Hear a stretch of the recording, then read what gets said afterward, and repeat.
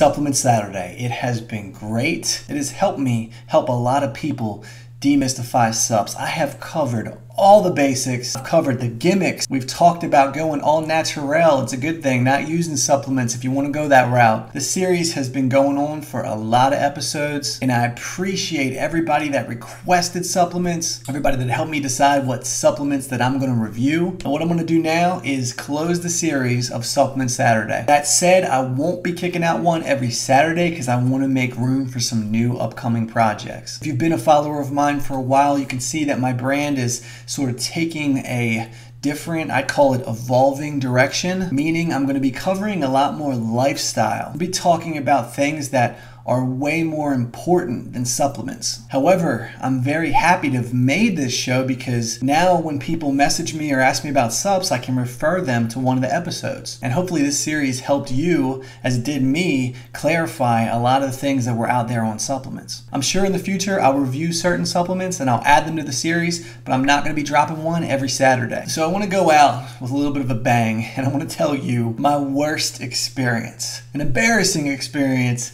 that I had with supplements. So when I was first coming up in my bodybuilding days, when I made my run to 252, which at my height, I'm 5'9", so 252 was a pretty big boy, I swore by a certain supplement, a supplement that I bashed on my show actually. And I remember these days, I call them the beefcake days. So the supplement I was taking was Mastech. I don't know if you guys remember that when it's back in the day. It used to be like a partner to Nitrotech. It was made by MuscleTech. This thing was a mass gainer. The funny thing about this mass gainer, the scoop was literally like a shovel. It was a legitimate shovel. And I know you might know somebody that remembers this, but the serving size for this Mastech was 5 scoops. You might as well just say shovel, but you take 5 of those shovel loads, put them into a shake, and literally you couldn't use a shaker for this because the thing was so big you needed a blender. You used to blend it up and then you would down it. Now, did the supplement work? Of course it worked. Literally it was like 1,800 calories and I was taking 2 or 3 of them a day. So it was nothing but pure sugar and carbs that I was downing in a powdered form.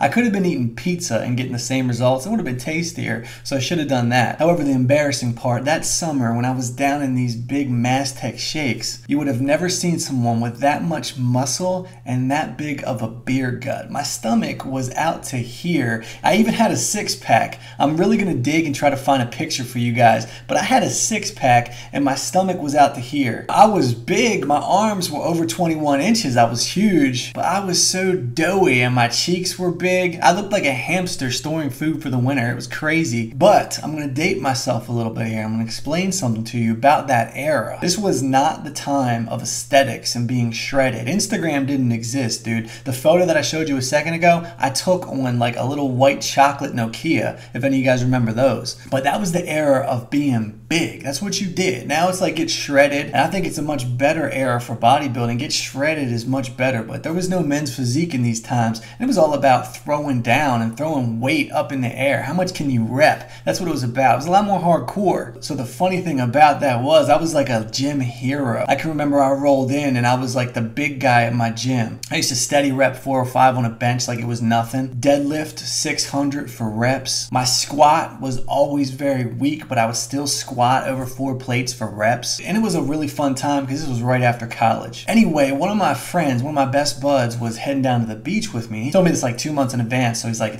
we're gonna get shredded and we're going on our Ocean City trip the end of the year, you know, be ripped. The chicks will check us out. Well, I didn't get shredded like he called it. And this kid was early on in bodybuilding, so he was doing it smart back in the day. I kept bulking. So we went down that summer for the week to Ocean City and I didn't take my shirt off. My gut was out to here and I was jacked, but I didn't even take my shirt off and enjoy myself. I had an O'Neill rash guard on from when I used to skimboard. I wore that on the beach all week, yet he had dried out and done all the smart things to get shredded, so he looked crazy. In turn, he got all the women, so I was kind of pissed off that summer. But it was my own dumb fault for drinking all those Mastechs and doing it the wrong way. I'm much happier with my physique now. I stay anywhere between 190 and 210. Always very lean, easy to maintain. I won't turn down a beer here or there because I am doing kind of a balance routine now. So I can tell you with the balance and having a great physique, I've never been happier with where I'm at. that. So that's going to do it for Supplement Saturday. Listen, I appreciate you watching. I appreciate your follow, your subscribe, your like, your share, comment. Let me know if you like the series. And again, I will be busting out some future episodes just to review supplements that get requested a lot from my clients and fans. But for now, I'm going to tell you that you're going to want to stay tuned because the new stuff I'm going to be bringing out,